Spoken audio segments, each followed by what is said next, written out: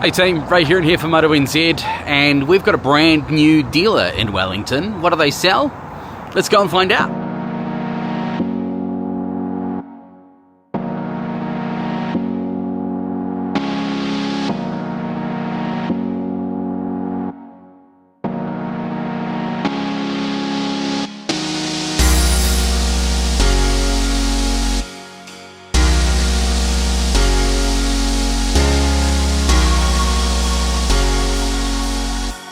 So here we are. BMW has a new home in Wellington, and we're talking to the top dog in charge, Ian Shiner. G'day.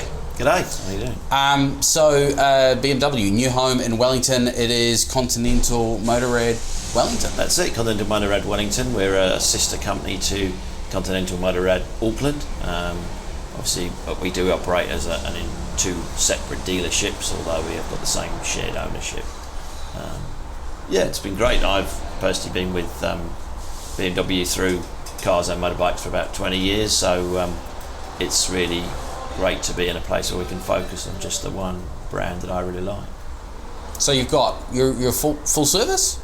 We've got absolutely everything, yep. So we can do obviously bike sales, we can do servicing and parts supply and BMW apparel as well. So we can only, because of physical space limitations, keep a smallish level of stock of apparel, but what we're trying to do is offer samples of everything that's readily available in New Zealand, so that people can come and say, right, yeah, well, I like this jacket, and then we can get them their size the next day. That's basically how it's going to. Yeah, couriers are pretty quick these days. Overnight sending from Auckland or wherever the warehouse is. I've tried to pick a level of stock that is available rather than stuff that's got to come from Germany. We can all do the German stuff if you really want it, but that does take a long time.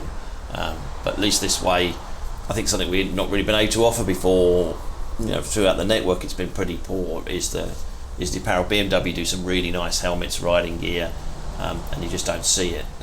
So yeah, I'm quite a fan of it, as you can tell. So as far as BMW goes, I think people will either think of BMW as the adventure bikes and the kings of adventure, or they'll think about those beautiful cruisers and things like the S1000RR. I don't know, maybe you've got a different opinion. I don't know many people who ride both. Yeah, it's it has got quite a fixed demographic, especially obviously the main bulk of our business, let's not lie about it, is obviously GS, so GS in all its different forms. So we've got the 310, the Lerno Lambs approved GS, which sells reasonably well, and it's a great bike, and it's very well priced, and so we plod along with those. The obviously the 1250 and now the 1300 GS, that's the mainstay of our business. It's I guess you'd say I was biased, but I still believe it's the best adventure tourer bike out there, and a ride of the new 1300 would pretty much affirm that, I think. It'll be interesting to see how the new F900 does. There's been a lot of people asking me about it, a lot of interest in it. We'll get our first demo one of those, so I'll give you a shout, Ray.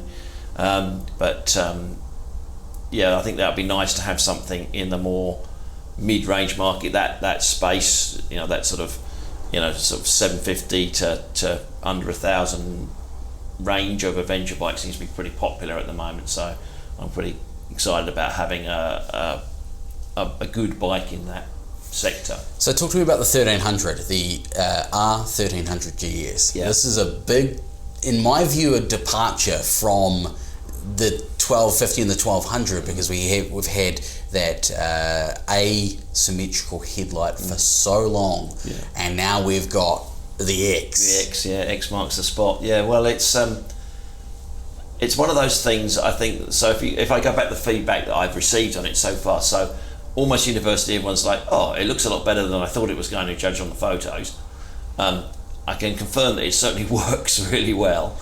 I mean, I guess the look of anything is the beauty of it's in the eye of the beholder, but I think it suits the bike. The bike is a different direction. I mean, BMW, openly admit that they could see that you know, the bikes were getting bigger and bigger and bigger. The 1250 GSA was a big bike. It's a big bike, it really is a big bike. And so they sort of thought that, well, people aren't, so maybe we need to put the brakes on this, and they brought out a bike that when you ride it, it still completely feels like a GS, the engine note, everything, but it definitely feels much more compact. It certainly feels lighter. The way that they've kind of wasped it in at the middle means you can get your feet down so it feels lower, and of course that adjustable height suspension thing means that you can dial it in for what you want. You don't necessarily want a huge amount of ground clearance if you're trying to filter through traffic, but you can still dial that in if you're getting to the serious stuff. So the gearbox is really nice as well. You may be aware they've changed the gearbox, so it's a stacked type gearbox underneath the engine, which shortens it down. It's one of the things that's enabled it to be more compact, and that feels really nice. Are they selling? They are, yeah. And I've sold a couple of the 719 premium versions as well, so I'm pleased about that. Nice. It's selling itself. It's funny, I was having a conversation with Ollie, my service manager, about it. The thing with BMWs is that you have to ride them. You may buy, I don't know, a Ducati just purely on the aesthetical beauty of it. Wow, it's so beautiful, I must have it. And you may buy another brand based on just its practicality or its price, perhaps. But the BMW is practical, but you need to ride them. When you ride them, they sell themselves. And I think the fact that people just keep on coming back for more proves that point. I think I'm going to have to take that 1300 out for a ride. Not today, No, because the knees still aren't still quite there. No, it's So let's. Where are we? We are. We're in Wellington. We're actually in Wellington itself, aren't we? Yes. Well, that's a bit of a departure, isn't it, from the current or the previous migration of motorcycling completely out of the city to be based in the hut.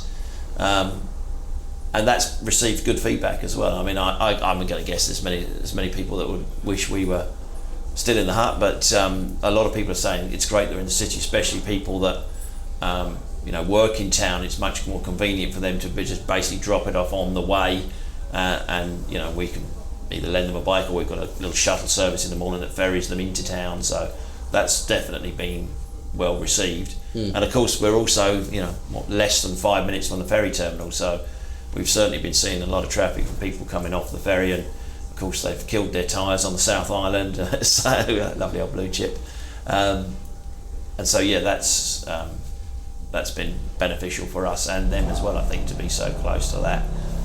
Often people get in town and they've got a couple of hours while they're waiting for the ferry, and they're coming in here and having a look around. So from my point of view, So it's Continental Motorrad, the new home of BMW in Wellington. We're on Hutt Road, which is between the bottom of Noronga Gorge and Thorndon. Yeah. It's the road that's parallel to the motorway. So get off at the bottom of Noronga Gorge, come down the slower road, pull in. There's heaps of parking out on the main road. Check out the new home of BMW. Ian, thank you so much for your time. No, it's awesome. Good. I'm going to pop in and come and annoy you and probably steal a couple of your demo bikes. I insist. Yes, please do. Yeah. Guy, just quickly on that parking. If you actually pull into our car park, there's a dedicated motorcycle car park at the back of the yard there as well. So you can't get something out the front. There's some new signage just going up. So yeah, we've got our own parking bay there as well.